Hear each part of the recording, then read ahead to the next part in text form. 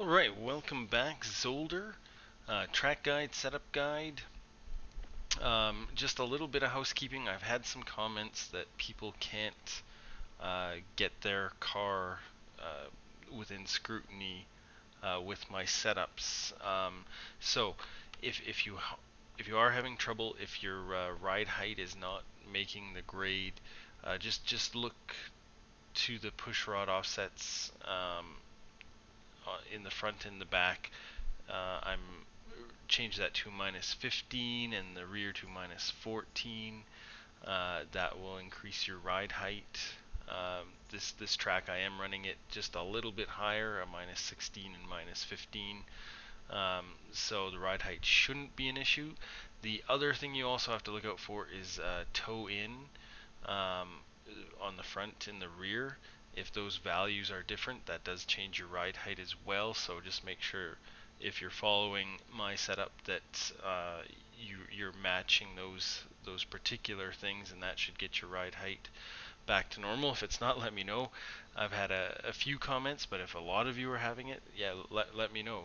It's strange that it would work for me and not for others, but just make sure those particular values are correct, and that should fix the ride height issues. So, as usual, not impressed with the iRacing setup. However, not a lot of changes for this track. Again, I did lower the ride height, but not as low as it could go. Changed the ARB arm. The damper compression is up a little bit. Brake bias, well, that depends on what you like. Toe value actually is the same. The rear springs are softer, and what else we got? I think I changed the damper compression. I reduced that as well in the rear.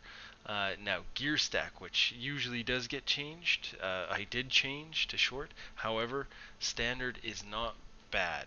Um, it it does seem to be a little bit better in the straight, but I found that if you don't nail the corners really well, you come out of them and the RPMs might be a little too low, might be a little bit bogged down.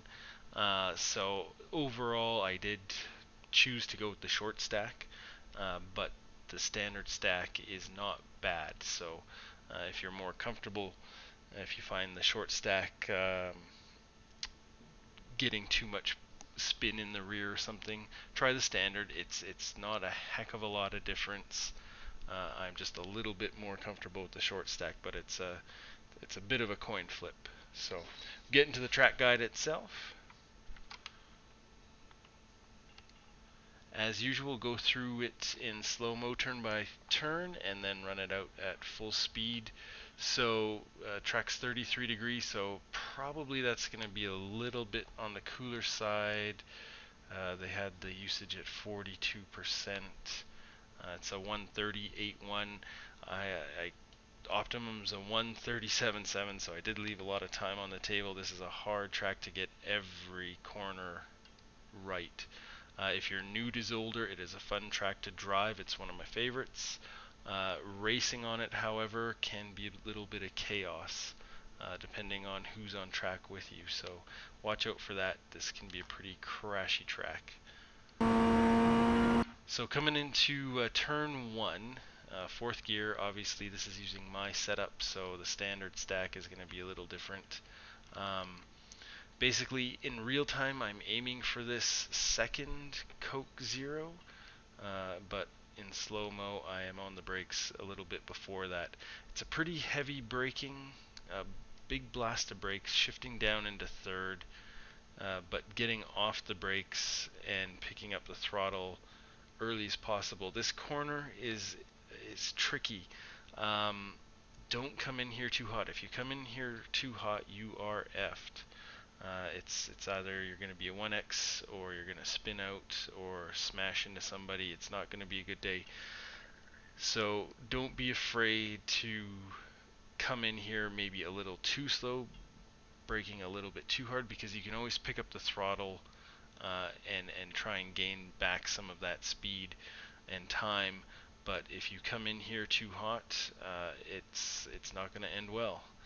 and you want to get over this extra little bit of curb here. Cut the corner as much as possible, however don't get much more over that, otherwise I think it is a slowdown, and on this track any slowdown is a painful slowdown. So get over that curb, just cut the corner as much as possible, picking up the throttle, shifting up into fourth. You can make use of the green stuff out here. The sand isn't necessarily the end of the world, but obviously not a good place to go. So rinse and repeat. This is the same thing as the last corner. Don't be afraid to slow down too much here, because if you come in too hot, it's bad. If you slow down too much, then you can always pick up the throttle early. So again, in real time, I'm looking at the fence here, or maybe the sand. Obviously in slow-mo I am on the brakes a little bit more. It was a short shift up into fourth, and then just a hard brake down into third, and then just picking up the throttle as early as possible. And that's really the trick to these two corners, is slowing down and then picking up the throttle as early as you can. And again, you want to cut this corner as much as possible, getting right up on top of the curb here, just to straighten the corner as much as possible. And you can run it out wide. Do not get onto these though. These are on the track in various spots, and they are very bad. There's no front wing on this car, so you're not going to break a front wing, but it is not going to improve your lap time at all. So shifting up into fourth, just trying to minimize the wheel input. You can actually scrub some speed here if you're cranking the wheel too much, so just try and keep that wheel as little input as possible. And yeah, just get up right against these curbs here to try and straighten the corner and shorten the track as much as possible.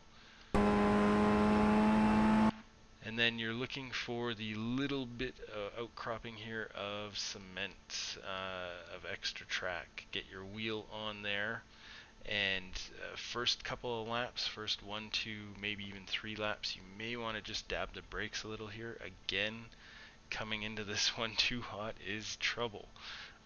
Coming in here too slow, you can live to fight another day. So fourth gear, just lifting once the tires are hot, and then you just basically have to feel the car out. If you're pushing wide, don't get on the gas. If you're not pushing wide and the rear feels like it's got traction, pick up the throttle. And just cut this, get again onto the curbs here as tight as possible without getting onto those chiclets. And yeah, just pick up the throttle. And this just takes practice, just to understand how much the car is pushing to the left, and how much you can get away with. This is an off track here. I didn't get an off track, but this sand is voodoo. If you just graze the sand, you don't get a 1x, but if you graze the sand, I think too close to the end of the curbs, or if you graze the sand like before this white line or something, you do get an X. I wish there was a rule book for this track for that sand, because sometimes you get it, sometimes you don't. That seems to be the issue. So just make sure you're back on track. Shifting up, or staying in fourth, I guess.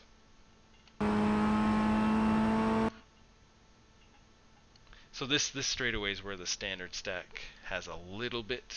I'm talking a couple of hundredths faster than the short stack, but it does pick up a little bit of speed and time with the standard stack through here. But again, through the rest of these corners, I find you're getting on the power. The RPMs aren't getting too low, so that's why I prefer the short stack. You're looking for this metal barrier up here, shifting down into third, hard on the brakes. Again, this takes a little practice and feel. You can go on the first couple of laps, you probably want to shift down into second, but once the tires are warm, I actually found leaving it in third is a little faster. And for this one, again, just don't lift off the brakes. You have to ease off the brakes. Otherwise that back end can get pretty snappy. And you just want to get right up against these white sausage curbs here. You don't really want to get too much on them. Excuse me. And then again, just grazing these sausage curbs again, making sure you're keeping a tire on track. Otherwise, you do get a 1X, and if you do it too much, again a big nasty slowdown. And so the important part is just straight lining this as much as possible. You'll see it better at full speed. But just clip the edge here, minimal steering input, and then you're just rotating and clipping the edge here, and then just switching back. No big strong wheel movements, otherwise you will be spinning and flying out of control.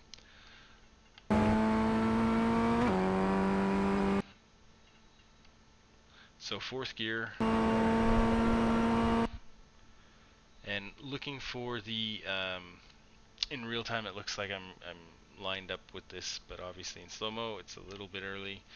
Shifting down from fourth into first, and what you have to watch out for is this can catch you out. The track is angled here, so if you are aiming, let's say, for the start of the curbs here, by the time you get there your wheel's probably going to be on the grass, and that is a bad thing when you're braking hard. So make sure your car is lined up with the fattest part of the track here, because yeah, you don't want to have that wheel get on the grass when you're braking hard. It's gonna be a bad day through this chicane. So down into first.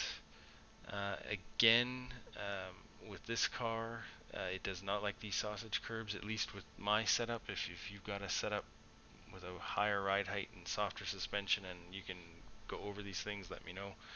If it's fast and it works, that would be great. But yeah, it does not like these sausage curbs, so you just want to graze the edge there.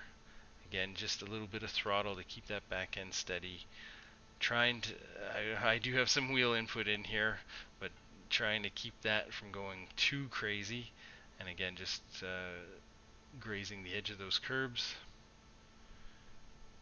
And switching back, shifting up into second. Now the the important part here is don't stomp on the throttle here either. These curbs are slippery, and if you're using the short stack, you can spin that rear pretty good over those curbs. So just be careful with that. When you're on those curbs, you don't want to just mash the throttle.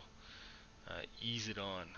Shifting up into third. Now this section here, I'm in second, and this, if you're using the short stack, it actually comes at you pretty quick. You have to upshift to third sooner than you think through this section. Don't hang it out at the max revs, because you're not doing yourself any favors doing that. And again, in real time you'll see it, but shifting up into fourth earlier than you think. This section's kind of weird. It just goes up through the gears pretty quick here. So yeah, just get onto those curbs, straighten the track as much as possible. On exit here, just watch out, cold tires. You could get caught out here maybe a little bit if you ran wide. Don't get on that grass at the end of the world. You should be able to save it.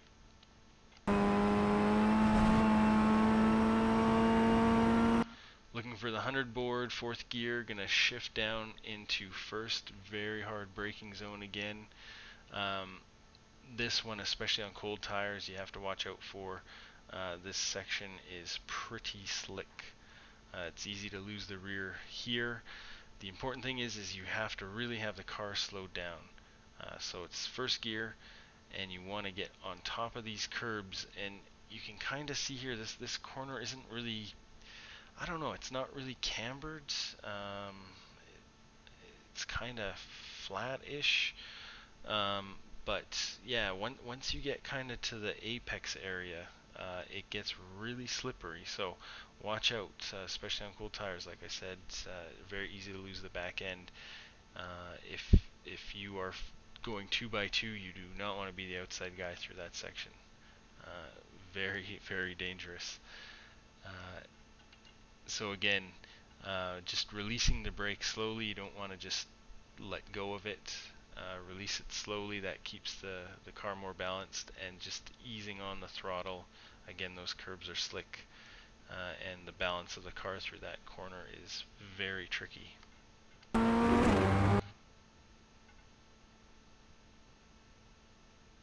So just straight line it through that section up into fourth gear, looking for this light post up here. Shifting down into first. Again, in real time, it looks like I'm braking at the light post, but a little earlier. Hard on the brakes, very hard on the brakes. If you've got a stiff brake pedal, your knee is not going to be happy this week. Down into first, and again, just releasing the brakes and getting on that throttle, just trying to balance the car. Again, this is uphill and very twisty, so very easy to lose the back end. Same thing you've heard of before, just brush the edge of those sausage curbs, switch back, and then just brush the edge of these, short shifting a little into second gear, again not stomping on the throttle, and that will keep your back end quite a bit more steady, and hopefully keep the spins out of the way. Again, cold tires, all of these corners, just be first lap or two, just take a little bit of caution. It is quite a difference from lap 1 to lap 10 or 9 or 10 or 11, whatever the end of the race is. So fourth gear, just down the straights. And a 138.1. So left some time on the table there. Like I said, this is a tough track to get every complex right. Good luck out there. Watch out. This is a track where there's going to be a lot of crashing, so make sure you're not the guy on the outside getting collected by somebody else, and you should have a decent result. We'll see you next time.